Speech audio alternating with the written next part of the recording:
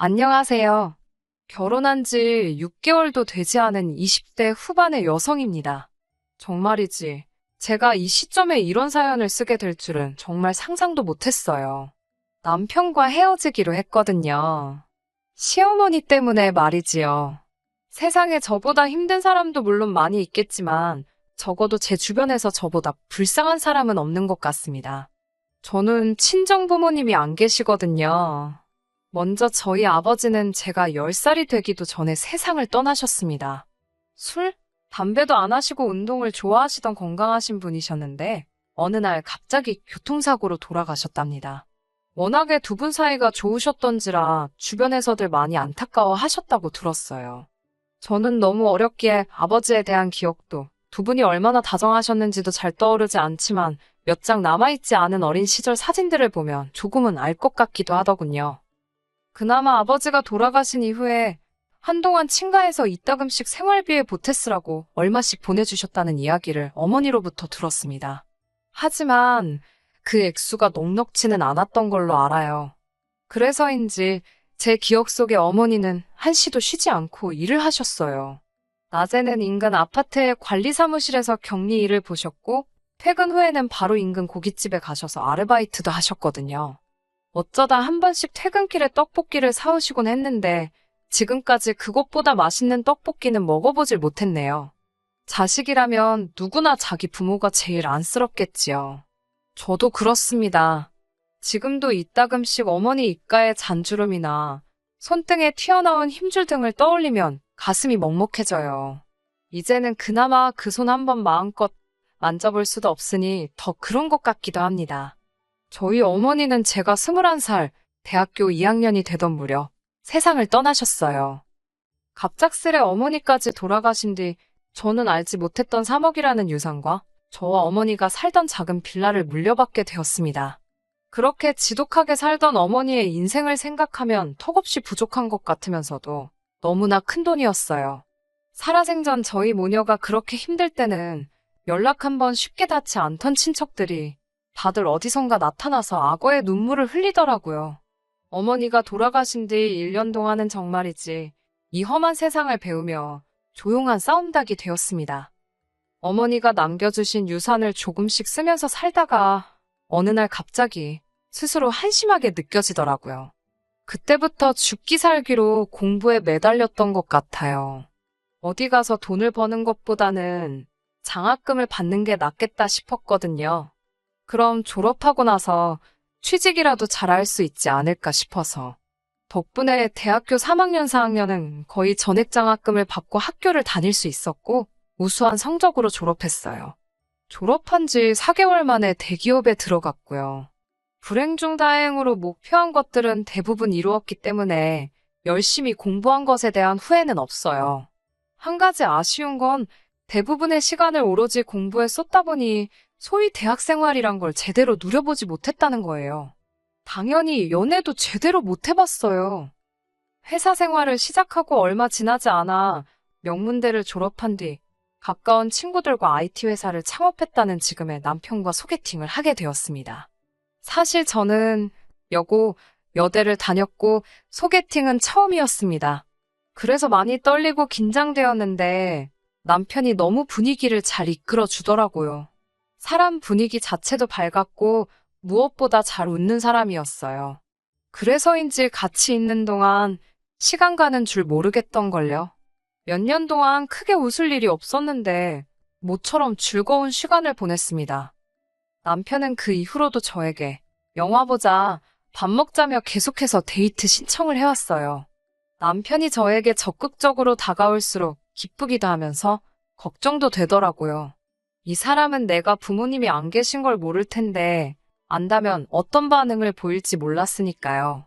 더 좋아지기 전에 말해야 한다는 생각이 들었지만 용기가 나질 않았어요. 그렇게 3개월 정도의 시간이 흘렀을 무렵 남편이 자기 부모님께 저를 소개하고 싶다더라고요. 비록 사귀자는 말은 없었지만 저를 여자친구라고 생각하고 있었나 봐요. 그제서야 저는 남편에게 사실대로 털어놓았습니다. 아버지는 제가 아주 어렸을 때 돌아가셨고 어머니도 제가 20살이 조금 넘었을 때 세상을 떠나셨다고요. 남편은 한동안 말이 없었습니다. 약간 충격을 받은 표정이었어요. 그러더니 저에게 고생이 많았겠다며 제 손을 잡아주더라고요. 그러면서 남편은 자기는 그런 거 신경 쓰지 않는다면서 걱정하지 말라더군요. 그 이후로 남편과 저는 1년 정도를 더 만났습니다. 남편은 저와 연애를 시작할 때와는 달리 결혼만큼은 정식으로 프로포즈를 해왔고 저도 기쁜 마음으로 받아들였습니다. 하지만 막상 프로포즈를 승낙하고 나니 마음이 좋지만은 않더라고요. 비로소 현실적인 것들이 조금씩 눈에 들어오기 시작했다고 할까요? 시부모님 되실 분들이 제가 친정이 없다는 걸 아시면 어떤 반응을 보이실지가 가장 걱정이 되었지요. 남편은 그런 저를 조금이라도 안심시키고 싶었던 모양이에요. 하루는 남편이 자기 집안에 대해서 미리 설명을 좀 해주겠다며 말을 꺼내더라고요. 시부모님께서는 서울에서 2시간 이상 떨어진 지방에서 살고 계신다 했습니다. 원래 자기도 거기 살았었는데 서울에 있는 대학에 합격하면서 자기만 서울로 올라왔대요. 그 이후로 서울에 아예 자리를 잡게 되었고요. 시부모님은 얼마 전 은퇴를 하셨고 현재 따로 하시는 일은 없으시답니다. 연금이나 따로 노후 준비도 안 되어 있으시고요. 여기까지 듣고 제가 그럼 지금 어떻게 생활을 이어나가고 계시냐고 물었더니 그때그때 소일거리가 있으면 하시고 자기도 잘 모르겠다고 하더라고요. 그나마 남편이 돈을 벌기 시작한 이후로 한 달에 얼마씩 보내드리고 있다고도 했습니다. 정확한 액수는 말해주지 않았는데 저도 궁금하지 않아서 묻지도 않았고요. 솔직히 여기까지 듣고서 무슨 생각을 했냐면요. 차라리 잘 됐다 싶더라고요. 시댁이 너무 조건이 좋은 집이 아니라서 오히려 안심이 됐어요. 며칠 뒤 시부모님께 인사를 드리기 위해 시댁으로 향했습니다. 정확히 프로포즈를 받은 지 2주 만이었어요. 제가 마음고생을 어찌나 많이 했는지 살이 3kg이나 빠졌더라고요.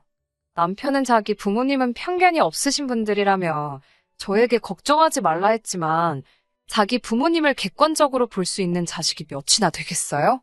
솔직한 말로 막상 당일이 되자 가보면 알겠지, 부딪혀보면 알겠지. 반쯤은 자포자기한 심정이었지요. 고속버스를 타고 2시간이 걸려 시부모님이 사시는 동네에 도착했습니다. 거리도 멀고 날씨도 따뜻했기 때문에 남편의 안내를 받아 시댁 근처에서 가장 유명하다는 빵집에서 케이크를 사고 근처 과일가게에서 과일 바구니를 샀어요. 남편 말로는 전부 다 시부모님께서 제일 좋아하는 것들이라고 했습니다. 남편을 따라 도착한 곳은 10평 남짓이나 될까 싶은 작은 빌라였습니다. 남편이 독립하기 전까지는 그래도 아파트에서 세 식구가 살았는데 남편이 서울로 올라오면서 이리 이사하셨다고 하더군요. 자세히는 모르지만 특별히 일을 안 하시고도 생활이 가능하신 건 아파트를 파셨기 때문 아닐까 라고 혼자 조심스레 추측만 했네요. 잠깐 다른 생각을 하는 사이 어머님께서 문을 열어주셨습니다. 거실에 모여 앉자 남편이 제가 사온 거라며 케이크와 과일 바구니를 꺼내놓았습니다. 어머님이 이 동네 건 맛없는데 왜 여기서 샀냐며 남편에게 타박을 주시더라고요. 저한테 직접 뭐라고 하신 건 아니지만 좀 눈치가 보였어요. 어머님께선 아직 점심 준비가 덜 되었다며 잠깐만 기다리라고 하시고는 주방으로 향하셨습니다. 한 5분쯤 지났을까 아버님께서 저더러가서 안 도와줄 거냐고 큰 목소리로 물으시더라고요. 순간 당황한 제가 누구를요? 라고 물었습니다. 그러자 주방 쪽에서 어머님이 아버님께 냅두라고 그것도 본인이 내켜야 하는 거지 뭘 하라 마라 시키냐고 한마디 하시더라고요. 제가 죄송하다며 자리에서 일어나려고 하자 어머님께선 옆구리 찔러 절박기라며 그냥 있으라 하셨습니다. 솔직히 차라리 가서 도와드리라고 말씀을 하시지 이런 식으로 무안을 주시는구나 싶더라고요. 남편도 깜짝 놀란 듯 두 분은 왜 그렇게 말씀을 하시냐면서 저더러 괜찮다고 가만히 있으라고 했습니다. 그러더니 본인이 뭐 도와드려야 하냐면서 주방으로 갔는데 어머님께서는 그런 남편에게 일주일 내내 일하다 내려왔을 텐데 괜찮다며 앉아서 쉬라고 했어요. 그제서야 이런 게 시집살이라는 걸 알았지요. 가만히 앉아서 눈치만 살피고 있자니 가시방석이 따로 없더군요. 다시 한번 제가 좀 도와드릴까요? 라고 여쭤보았습니다. 그러자 이번에는 국하고 밥을 좀 푸라고 하시더라고요. 시키신 대로 하나씩 조심해서 푸고 있는데 어느샌가 어머님이 옆으로 다가오셨습니다. 얼마간 제가 하는 걸 지켜보시더니 뭔가 성에 차지 않으셨나 봅니다.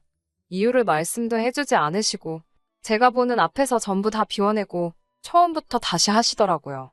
민망하기도 하고 어찌할 바를 모르겠기에 시어머니 손끝만 바라보고 있는데 어머니께서 너네 엄마는 이런 것도 안 가르쳤냐고 물어보셨습니다. 갑자기 어머니 이야기가 나오니까 짧은 순간이지만 당혹스러웠습니다. 어떻게 대답해야 할지 모르겠던 찰나에 아버님께서 빨리 좀 먹자며 부엌으로 들어오셔서 나름 고비를 넘길 수 있었어요.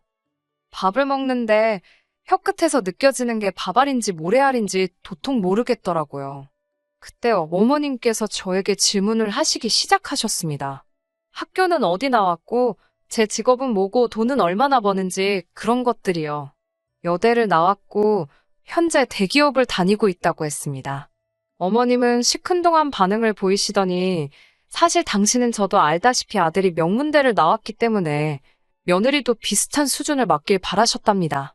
그렇지 않아도 죄다 공무원이나 교사, 약사 같은 선자리만 들어왔는데 그나마도 당신 성에 안 차서 죄다 물렸다나요.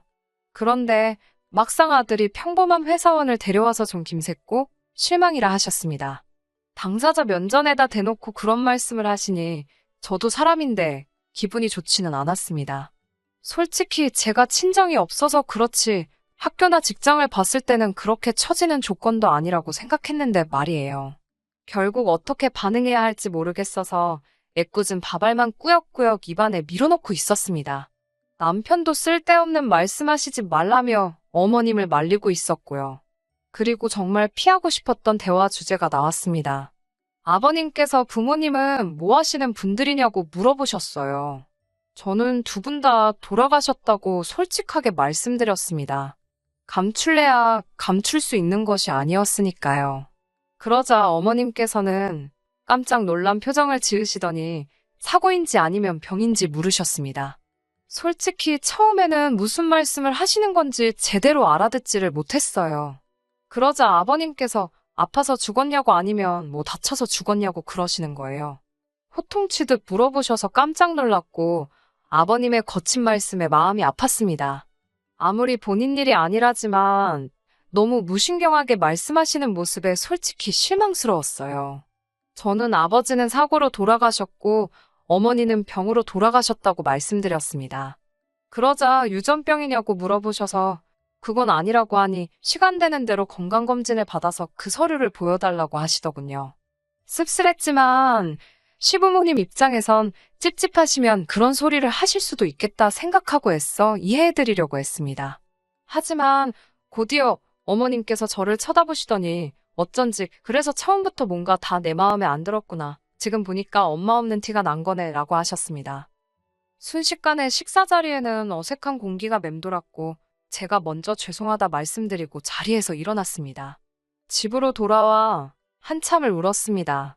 제 노력으로 어떻게 할 수 없는 일이라 더 슬프고 억울했어요. 그때 모르는 번호로 전화가 걸려왔습니다. 전화를 받으니 어머님이셨어요.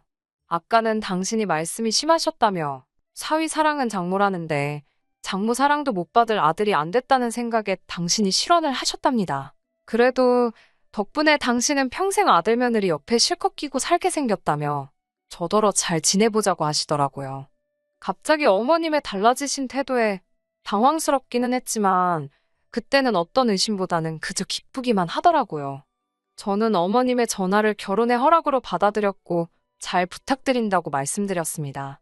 어머님께서는 저더러 그동안 고생 많았겠다며 앞으로 잘 지내보자 하셨고요. 그때만 해도 저는 두 분 다 말씀은 괄괄하게 하셔도 속은 따뜻한 분들이시구나 그렇게 생각했습니다. 제가 친정이 없으니 처음 시댁에 인사간 날이 상견례를 대신한 것이 되었습니다. 결혼식은 저를 배려한다는 이유로 가까운 친지들과 지인들만 불러서 올렸습니다. 그나마 얼마 들어온 축의금도 싹 걷어서 가져가시더라고요. 당신들이 뿌린 돈이 다시 들어온 거라는 이유로요. 정작 하객들 대부분은 남편 때문에 온 사람들이었지만요. 하지만 크게 개의치 않았습니다. 애시당초 남편과 결혼을 약속할 때 시부모님이 가지신 게 많이 없다는 걸 알고 있었으니까요. 결혼식까지 올리고도 결국 제가 남편과 헤어질 결심을 하게 된 이유는 바로 집 문제 때문입니다. 제가 남편과 결혼을 약속했을 당시 저는 남편에게 제 재산을 투명하게 공개했습니다. 바보 같다고 생각하실 수도 있지만 제가 친정이 없어서 자격지심이 있었는지 그래도 내가 돈은 좀 있다고 어필을 하고 싶었나 봐요. 지금이라면 안 그랬을 텐데 그때는 또 지금보다는 어리기도 했고 순진했었어요. 반면에 남편은 창업을 한 지 얼마 안 돼서 돈이 많이 없기는 했습니다. 그래도 수익이 나고 있었고 전망이 밝았으니까 결혼을 약속한 거예요. 물론 시댁에서 도움을 받을 거라는 기대는 조금도 없었습니다. 원래는 결혼식을 올리기 전에 어떻게든 집을 먼저 구하고 싶었는데 매물이 워낙 없어서 결국 결혼식을 먼저 올려야만 했어요. 다행히 인터넷에 보니까 3개월에서 6개월짜리 단기 오피스텔 월세도 있더라고요. 그래서 일단은 단기 월세로 살면서 시간적 여유를 갖고 집을 구하자고 했습니다. 그러면 남편도 그 사이에 돈을 좀 더 모을 수도 있고 여러모로 저희 둘한테 유리하겠다 싶었고요. 하지만 어머님께서는 저에게 왜 친정어머니가 물려주신 유산으로 집을 사면 되는 걸 괜히 쓸데없이 월세에 돈을 낭비하냐며 걸핏하면 전화를 거셔서는 화를 내셨습니다. 제가 회사에서 일하고 있을 시간인 걸 뻔히 아시면서도 시도 때도 없이 그러시더라고요. 몇 번 당하고 난 뒤에는 솔직히 어머님 번호만 봐도 심장이 두근거리고 토할 것 같은 기분이 들기 시작했어요. 그래서 일부러 전화를 안 받기도 했네요. 그러자 한 번은 아버님께서 그러다 네 시부모 죽었다는 소식도 다음날 들을 거냐며 한 소리 하시더라고요. 이때는 정말 야속하단 생각이 들었습니다. 남편이 저 대신 아버님한테 무슨 말씀을 그렇게 하시냐고 한 소리 하니까 아버님은 그냥 별뜻 없이 하신 말씀이라더군요. 아무튼 어머님께선 자꾸만 저더러 일단 친정어머니가 주신 돈으로 집을 사라고 하셨습니다. 너네 엄마가 이럴 때 쓰라고 물려줬겠지. 어디다 쓰라고 물려줬겠냐면서요. 결국 어머님 등살에 못 이겨 친정어머니의 유산과 빌라를 판 돈까지 합쳐 서울에 있는 아파트를 샀습니다. 시부모님께서는 부부가 살 집이니까 공동명의를 해야 한다고 성하셨어요. 전 내키지 않았지만 시부모님 등살에 어쩔 수 없이 그렇게 하기로 했고요. 그런데 지금 생각해보면 하늘에 계신 부모님이 절 도와주신 것 같습니다. 아파트 계약날 남편에게 갑자기 일이 생겨서 못 올 것 같다며 연락이 왔어요.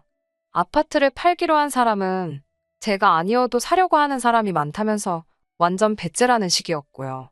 그래서 일단은 제 단독 명의로 아파트를 사야만 했습니다. 그때만 해도 남편이나 저나 이렇게 헤어지게 될 줄 몰랐기 때문에 단순히 나중에 시간 될 때 공동 명의로 바꾸면 되겠지라고 생각했어요. 지은 지 얼마 되지 않은 아파트였기 때문에 간단히 도배와 마루 정도만 교체한 뒤 이사를 했습니다. 그런데 이사하고 일주일쯤 지난 주말 아침 시부모님께서 양손 가득 짐을 싸들고 오셨더라고요. 남편은 당혹스러운 표정으로 현관에서 시부모님과 대치 중이었습니다. 저는 들은 바는 없었지만 그래도 시부모님을 현관에 서 계시게 할 수는 없었기에 일단 들어오시라 했습니다. 매실차를 내어드리고 무슨 일로 오셨는지 여쭤보았어요. 그러자 두 분께서는 나이가 드니 몸도 여기저기 안 아픈 곳이 없다면서 당분간 여기 지내시면서 아들 며느리한테 대우 좀 받으셔야겠다고 하셨습니다. 생각지도 못한 시부모님의 말씀에 당혹스러웠지만 그렇다고 먼 길 올라오신 두 분을 바로 돌려보낼 수도 없는 노릇이었지요. 일단 기왕 올라오셨으니 한 일주일 쉬고 가시라 했습니다. 그런데 그날 오후부터 어머님께서는 잘난 당신 아들이 서울에 집을 마련했다며 지인들에게 전화를 돌리기 시작하셨습니다. 그뿐 아니라 집들이를 한다며 몇몇 분들은 초대도 하셨고요. 저에게 오라고 했다가 못 오게 하면 당신 체면이 서질 않으니 손님들이 오는 날은 회사에 휴가를 내던 어떻게 해서라도 손님 맞을 준비를 하라고 하셨습니다. 그제서야 뭔가 단단히 잘못되어 가고 있다는 생각이 들었어요. 결국 고심 끝에 어머님께 이번 한 번은 제가 어머님 체면도 있고 아니 손님들이 오실 때 자리를 피해드리겠다 했습니다. 하지만 여기는 저희 둘이 사는 집인 만큼 앞으로는 꼭 연락하고 오시고 마음대로 어머님 손님이든 아버님 손님이든 부르지 마시라고 말씀드렸어요. 그러자 시부모님 두 분 다 당신들이 아들 집 오겠다는데 왜 며느리 허락이 필요한 거냐며 네가 뭔데 와도 된다 만다를 따지냐고 호통을 치셨습니다. 전 순간 이 두 분이 무슨 기억 상실이라도 걸리셨나 싶었습니다. 이 집을 제 돈으로 샀다는 걸 그새 까먹기라도 하신 건가 싶었거든요. 그게 까먹어질 일인가 싶었고요. 아버님은 한술 더 떠서는 저는 부모가 없는데 남편은 시부모님이 계시니까 그게 셈이 나서 제가 부모 자식 연을 끊게 하려고 지금 이러는 거랍니다. 도대체 무슨 말씀을 하시는 건지 이해가 되질 않더라고요. 그래도 만약 예전처럼 남편이 변함없이 부모님 앞에서 제 편이 되어주고 제 입장을 대변해 주려고 노력했다면 설령 그 효과가 아주 작고 미비했을지라도 저는 참고 살았을 거예요. 하지만 다 잡은 물고기라고 생각해서였을까요? 남편의 태도는 결혼 전과는 너무 많이 달라져 있었습니다. 남편은 저에게 그거 집 사는데 돈 좀 보탰다고 나이 드신 시부모님한테 너무 드세게 군다면서 질린다고 하더라고요. 결혼한 지 겨우 6개월이었고 누가 봐도 시부모님이 저에게 무례한 말을 퍼붓고 계셨는데 남편에게 질린다는 소리나 듣고 있자니 이렇게 사는 게 맞나 싶었습니다. 그리고 아버님의 마지막 한마디가 제가 결정을 내리게 만드셨지요. 아버님께서는 저더러 친정이 없어서 찍소리도 못하고 고분고분할 줄 알았더니 그런 맛도 하나 없다면서 당신들 말 안 듣고 이 집 안 샀으면 며느리 안 시켜주고 절 내쫓으려고 하셨답니다. 이런 모욕적인 언사를 듣고 있으니 정신이 확 들더라고요. 마치 제가 친정어머니가 남겨주신 유산을 가지고 이 집에 팔려오다시피 시집을 온 것 같았고 갑자기 이 결혼 생활이 치욕스럽게 느껴졌습니다. 제가 왜 그동안 시부모님의 막말을 참았던 걸까요? 아버님이 저한테 막말을 하신 것처럼 저도 똑같이 돌려드렸습니다. 저도 남편 전망 좋고 잘난 남자인 줄 알고 결혼했는데 지금 보니까 별 볼 일 없어서 너무 후회된다고요. 어머님, 아버님이나 저나 서로 손해보는 장사한 것 같은데 서로 물리자고요. 그러자 어머님께서는 그러면 이 아파트 공동명이니까 팔아서 반 주고 헤어지랍니다. 이 말을 듣고 전 정말 어이가 없었어요. 그런데 남편은 저한테만 못하는 소리가 없다면서 지금 당장 시부모님한테 사과하랍니다. 제가 남편에게 못할 말은 네 부모가 나한테 훨씬 많이 했다고 너도 귀 두 개 똑바로 달려있으면 다 들었을 거 아니냐고 그랬지요. 귀는 폼으로 달고 다니냐고요. 이런 제 모습을 처음 본 남편이 충격을 받은 듯 했지만 전 개의치 않고 어머님께도 한마디 했습니다. 어머님도 양심 좀 챙기시라고요. 능력 좋은 아들이 서울에 집을 마련했다고요. 어머님, 아드님 지분은 이 집에 단 1%도 없습니다. 그리고 그놈의 명문대에서 1년에 몇 명씩 졸업하는지 알기나 하시냐고요. 제 말에 제대로 대답도 못하시고 몸만 부들부들 떠시던 어머님은 급기야 해서는 안 되는 말씀을 내뱉으셨습니다. 저더러 네 부모가 네 이러는 꼴 안 보려고 일찍 죽었나 보다고 그러셨어요. 그 말을 듣는 순간 정말이지 말 그대로 눈이 뒤집어지는 것 같았어요. 마음 같아선 당장이라도 위아래 할 것 없이 어머님 입을 한 대 때려드리고 싶더군요. 하지만 차마 그렇게는 할 수가 없어서 저도 악담 한마디 해드렸습니다. 어머님이 자꾸 이런 모습 보여주시면 어머님 아들도 어머님 이러는 꼴 안 보려고 일찍 죽을지도 모르겠다고요. 서로 결국 감정이 격해졌습니다. 저는 남편한테 양심이 있으면 네 부모 데리고 당장 내 집에서 꺼지라고 했어요. 어머님은 공동명의의 네 집 내 집이 어딨냐며 남편더러 나가긴 우리가 왜 나가냐며 버티라 하셨습니다. 남편이 그제서야 공동명의 설정을 아직 못했다고 이야기했고 어머님은 당황하고 실망하신 기색이 역력했어요. 그러더니 하신다는 소리가 공동명의 대신 위자료 달랍니다. 친정도 없는 며느리 유산 보고 결혼시켰는데 이런 뻔뻔한 경우가 어디 있냐며 소리소리를 지르더라고요. 전 법대로 하라고 했고요. 소리만 지르면 뭐 다 되나요? 결국 제 생각대로 애시당초 유산으로 받은 재산인데다가 혼인신고도 되어 있지 않았기에 남편 몫으로 돌아갈 건 단 1원도 없었습니다. 게다가 그 짧은 기간 동안 부동산 시장이 엄청 활발했던 터라 제가 사놓은 아파트가 그새 가격도 제법 올랐더라고요. 저희 시어머니는 나중에는 얼마나 마음이 급해서 그런 건지 그게 다 자기 덕이라며? 집값이 상승한 부분만큼은 자기에게 줘야 된다는 말도 안 되는 억지를 쓰셨지만 당연히 효과는 없었지요. 결국 그로부터 얼마 지나지 않아 저와 남편은 헤어졌습니다.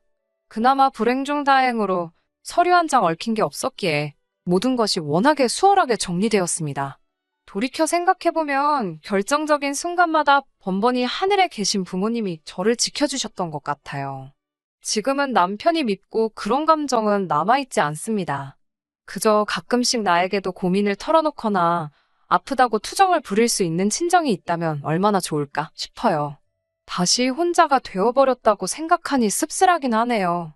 하지만 하늘에서 절 지켜보고 계실 부모님을 위해서 다시 한번 기운내 열심히 살아보려고요. 끝까지 들어주셔서 감사합니다. 오늘의 사연은 여기까지입니다. 구독과 좋아요, 알람 설정 부탁드리고 더 좋은 사연으로 다시 찾아뵙겠습니다. 감사합니다.